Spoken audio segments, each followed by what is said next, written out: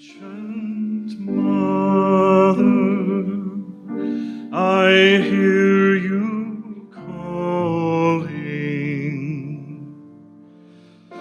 Ancient Mother, I hear your song. Ancient Mother, I feel your laughter. Ancient Mother, I taste your tears.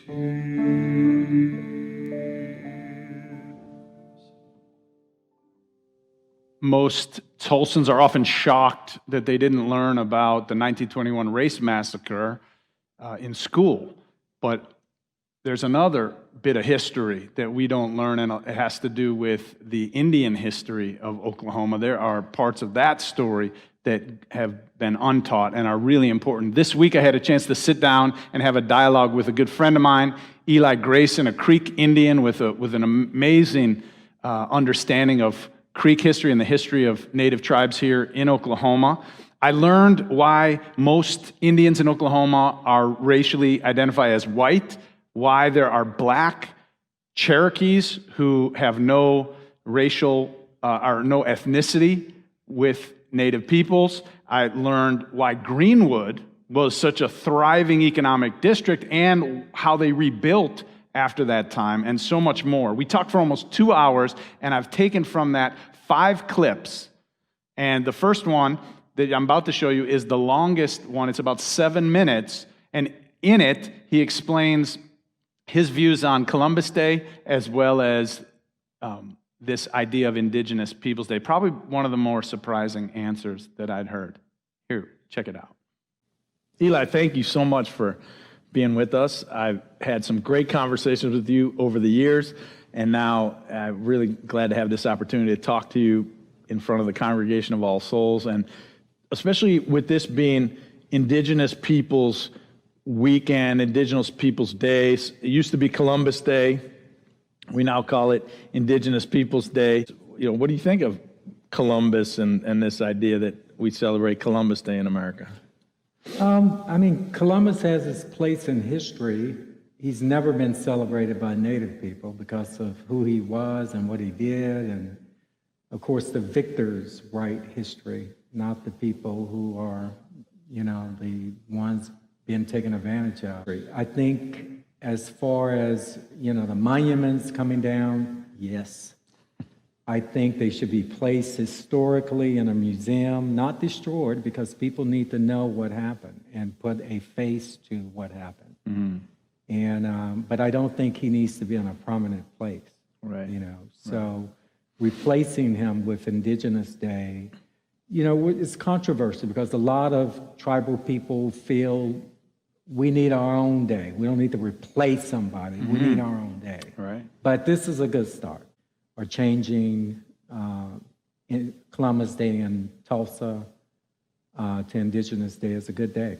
Great. Well, let's talk about we talked earlier about how talking about indigenous people and talking about native tribes in Tulsa. I think, you know, because it's confusing when you see someone who say they're Cherokee or Creek or Chickasaw and they're white. They're blonde hair, blue eye. And they go, yes, it's Indigenous Day. I'm celebrating my people. And you look at them and you think, well, your people are really from Europe. And so you have to understand the differences in what's indigenous and what's tribal and what is a Indian legally in America. An Indian is a person who is a citizen of a federally recognized tribe. And no matter what race that person is, if that tribe recognizes that person as a tribal member, then the U.S. classifies that individual as an Indian. But does that mean indigenous? Right. You know, indigenous people are the people who are in the Western Hemisphere. Mm-hmm. And were here long before the Europeans and Africans got here. To me, that's what indigenous is. So when I think about indigenous people, I'm thinking about people from South America to North America that are indeed indigenous, you know. I'm not necessarily thinking about a person who have a ancestor just on the dollar's roll and maybe 1/1,000,000 Indian blood, but yet they're tribal members. I know that's controversial, but it kind of would help people explain that if you're a member of a tribe, you are indeed a legal Indian. You know, but does that mean that you are the race of Indians? That's a whole different thing right there. Yeah, so that's interesting how you can be Creek or Cherokee or one of the other. It's a political status. It's a political status. So you can be black, white, Indian. Indian, or a mixture of which ethnicities. usually you are. Right. You know, and you are a tribal member. You meet the requirements of the tribe's constitution. You know, and races don't have constitutions. Only governments have constitutional political societies. And so tribes are political societies. There were one time in history, the Creeks or the Cherokees were a race of Indians within their tribal system. Right. But 400, 500 years of miscegenation with Africans and Europeans, today they're mixed race people. And today, if you look at the population of the Cherokee Nation or the Chickasaw Nation, they're mainly white people, you know, and there's nothing wrong with that because they meet the requirements of their constitution, you know, but you do have tribes around this country where there is a blood quantum system, you know, and it's 1/2 or more or whatever, and the people are identifiably, you look at them and you go, that's an Indian, you know. But with a lot of tribal members in Oklahoma, particularly with the 5 civilized tribes, you have to ask, are you a Cherokee citizen? Are you a Creek citizen? Often you know that by looking at the tag that they're driving on their car. But do they look racially Indian? No. But then that's the miseducation of Americans or Oklahomans about who Indians are. There's the legal Indian, which are people who are citizens of a federally recognized tribe. And then there's a race of Indians, and the two are often confused. But if you want to talk about a recognition day for the Muskogee Creek Nation and a recognition day for the Cherokee Nation people or the Choctaw, we have those celebrations. We have the Creek Nation Festival that we do every June that everybody's invited to.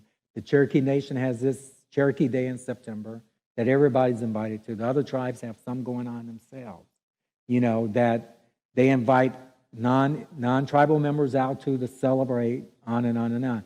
That is a holiday about them, you know. But in my eyes, when I think about indigenous people, I'm thinking about the Mexican indigenous, the Peruvian indigenous, the indigenous people in Brazil, the indigenous people in Cuba, the indigenous people in Puerto Rico, the indigenous people in Canada, everybody. Not just Indian people of the 5 tribes in Oklahoma who are hard to identify as being Indian, but they're legally Indian, you know. And it's an uncomfortable conversation to have. And I tell people all the time when they come up to me and someone would say, well, I'm part Cherokee, and I'm part Creek, or I'm part Choctaw. And I would just look at them, what part are you talking about? Is it your hands? What part are you talking about? I understand what they're saying, but the point of it is you can't be part of a political society. I'm part Democrat. I'm part Oklahoman. Right. You know, either you are a citizen of the state or you're not. Either you have voting rights in the state of Oklahoma or you don't. Right. You know, so in the Creek Nation, either you're a Creek citizen or you don't. I'm not caring about your blonde hair, blue eyes, or your black hair and your black eyes and your people are from... If you are a tribal member of these tribes and you have voting rights, then you're a tribal member, period. You know, but does that make you indigenous? I don't think so. That's a different story. Right, thank you. This next explains about why there are so many different racial identities within the tribes here in Oklahoma, and also talks a little bit about the recent efforts to boot black Indians out of the tribes. You know, your question about why are there black people and white people in the Creek Nation is because of slavery, the enslavement of Africans, the institution of slavery that the Creek Nation adopted years ago, centuries ago, and the fact that they intermarried white people, white men particularly, in the Southeast before they even came here. You know, and then even after statehood, when Oklahoma became a state, and people married who they wanted to marry. You know, there was no sense of, I got to marry another tribal member. A lot of Indian women, a lot of freedmen women married state whites and state blacks. And so we're now a century away from statehood. And so you have a extremely mixed race tribe. And the majority of the tribal members in the 5 civilized tribes are actually white people. They have an ancestor on the rolls. They have a right to be in the tribe. But if you look at their birth certificates when they're enrolled, it's Caucasian, you know. And then you have many that say Negro, or black. But they have a right to be members. My problem, though, with the tribes is that, particularly with the Creeks, in 1979, we wrote a new constitution. And people in 1979 decided to boot the blacks out, boot the freedmen out. And the argument that the chief at that time, his name was Claude Cox, used was that, well, the freedmen don't have Indian blood, so why should they be a member of the Creek Nation? And to me, it's such a strange question that why didn't people clap back at this man and say, when you brought the slaves on the Trail of Tears and they were pulling the wagons like oxen, they were your property, they had no rights to even be on the Trail of Tears. No different than the chicken, the cows, they were property. They were chattel property. And you brought them out here to rebuild the society that you had in the South. And it was fine and dandy until the Civil War broke out. And our tribe decided to ally with the Confederate States to protect their sovereign right to enslave black people, or what they thought. And it was conditions of surrender, and they lost, and, you know, so it happened.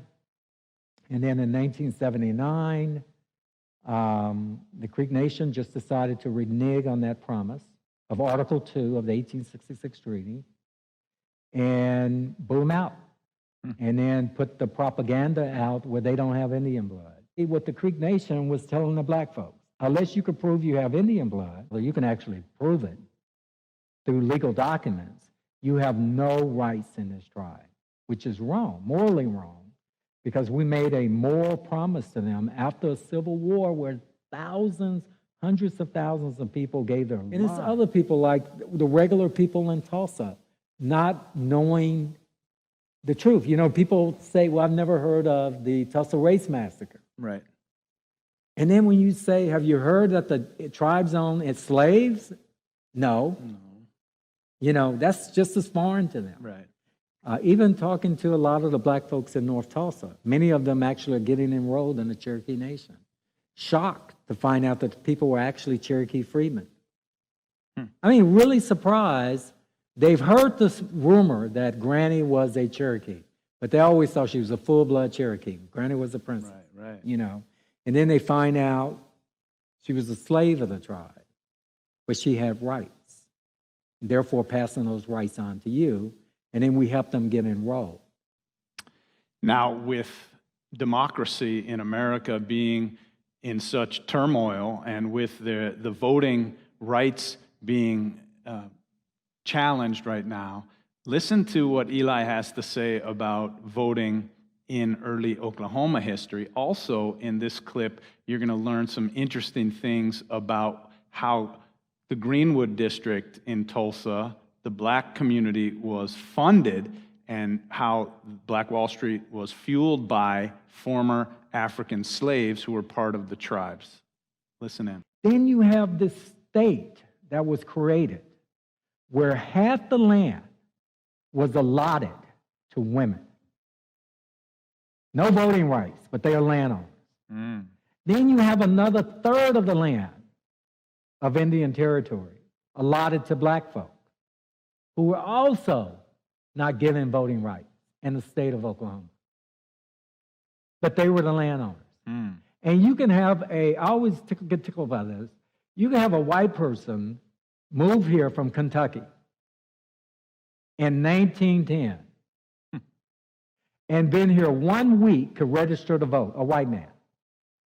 And yet you have black folks that's been here since the 1820s and 30s who were the landowners that had no rights in the state of Oklahoma.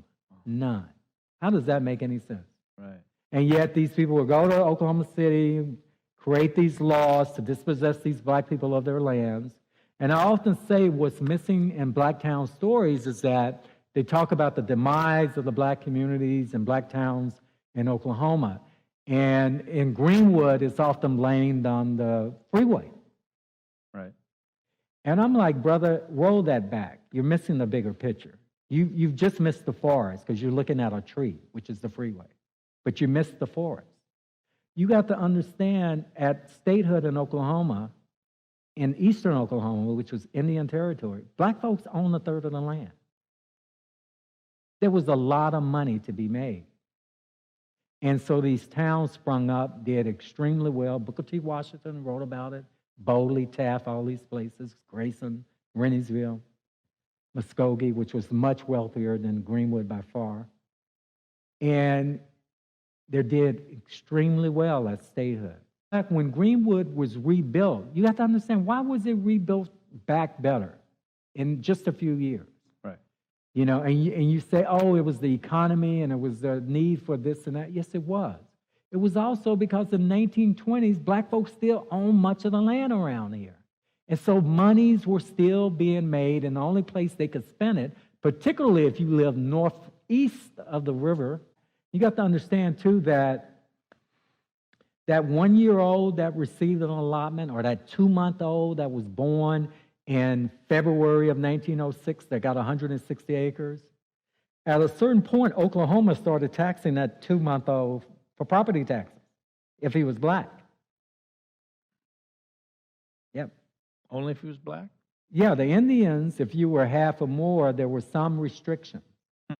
But back to why the black communities and towns did well and how did the Freedmen play a role in it, it was because the Freedmen allotments in the rural area where the economy really was in Oklahoma, they spent their money in black communities because they had no choice.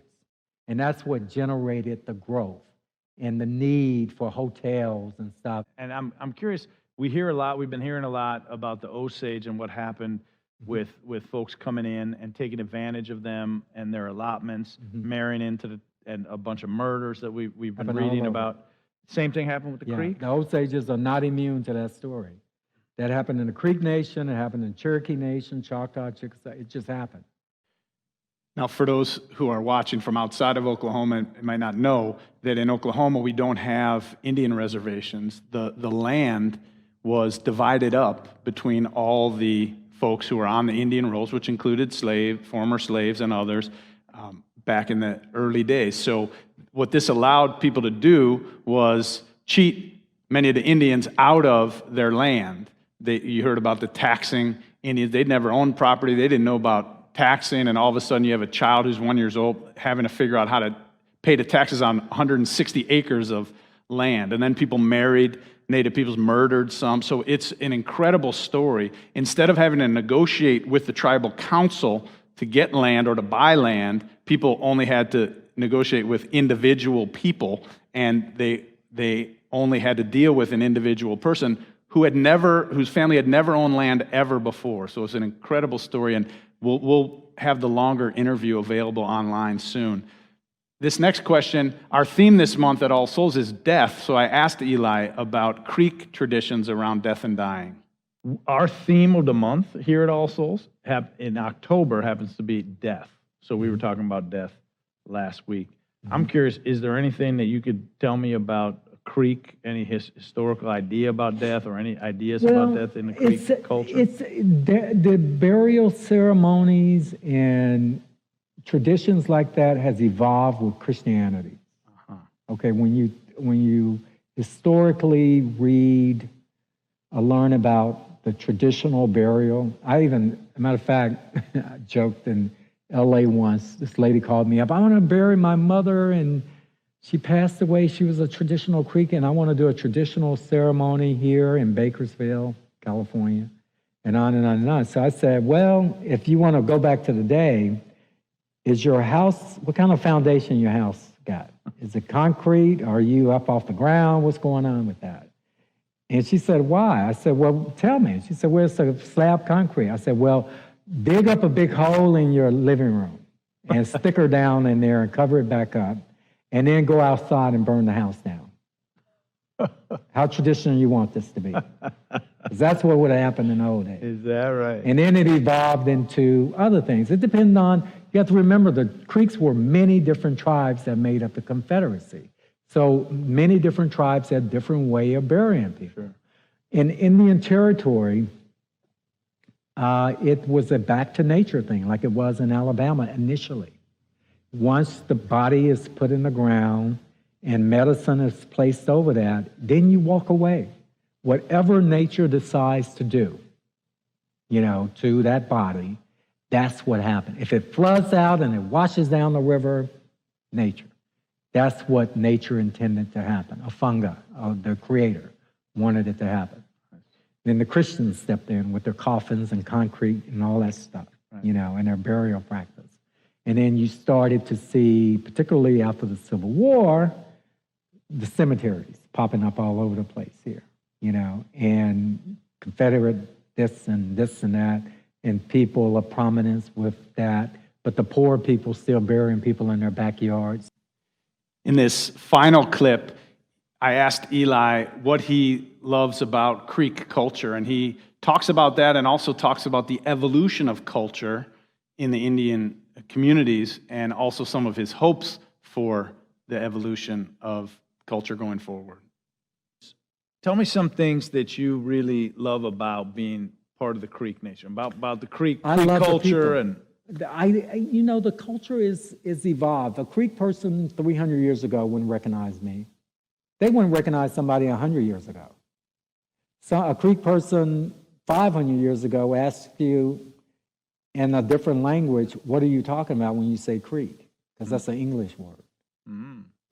People evolve, cultures evolve, traditions evolve.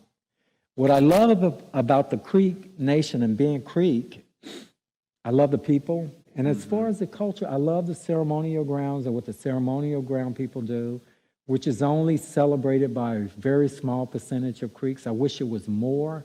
I wish the ceremonial grounds would open up to the Creek public more, because that's the only way you're going to make traditions survive is by putting it out there and not being introverted or being exclusive, but being inclusive. Right. And a lot of the exclusion is from the fact that the Christian churches came in and raided their traditions. Literally on some of the ceremonial grounds, they're churches today, where the fires were put out and a church was put up. And those traditions ended for those certain tribal towns.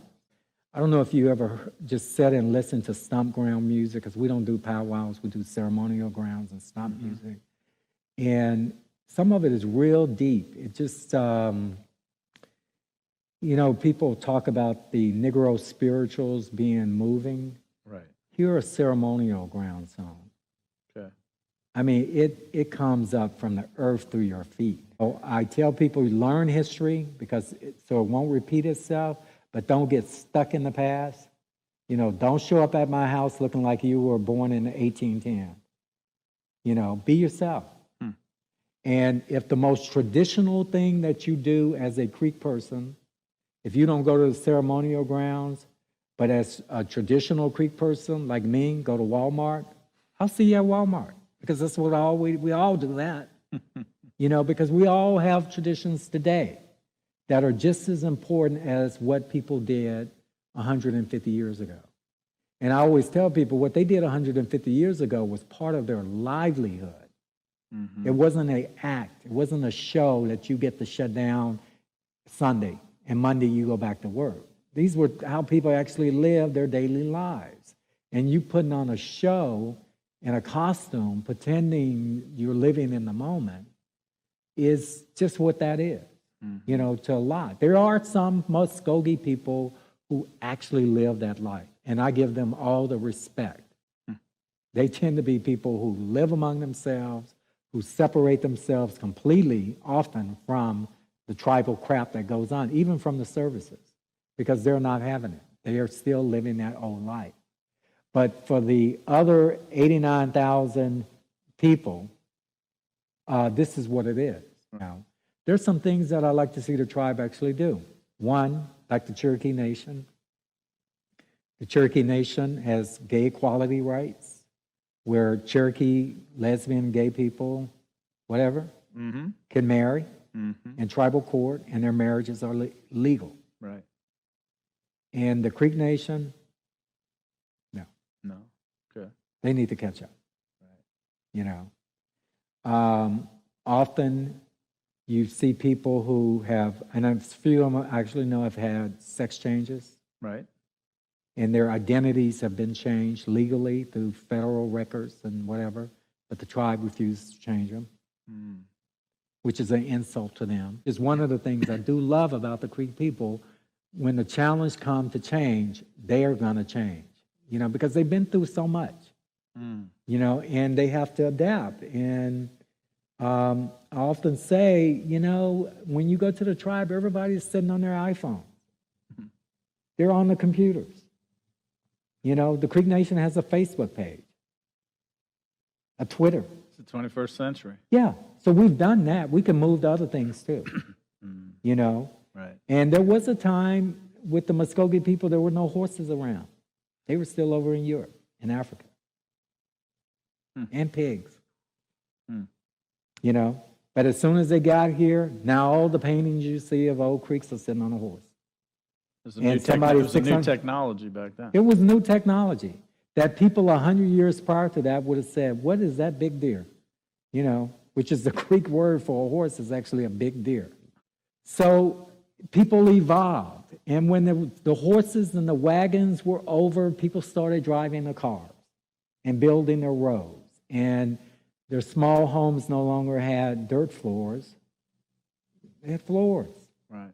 You know, and people adapted the Christian religion, which was illegal back in the removal days, because the ceremonial ground leaders, the Hilahias, the medicine makers, the religious leaders, rightly so, thought it was the end of their way of living. Right. And guess what happened? The Christians replaced them. Right. You know, there was a time when that was illegal, and then Creeks adopted it. So we evolved, we're resilient, we're all those things that I love. That's beautiful, and I appreciate you being here to talk to us about it. Because part of what we try to do here at All Souls is we're not afraid of complexity, we're not afraid of ambiguity, that there's a lot, and we think it's important if we're going to find justice in the world, if we're going to find mercy in the world, we need to understand the complexity of the human experience and being human. Thank you for taking the time to be with us, for sharing your immense amount of knowledge.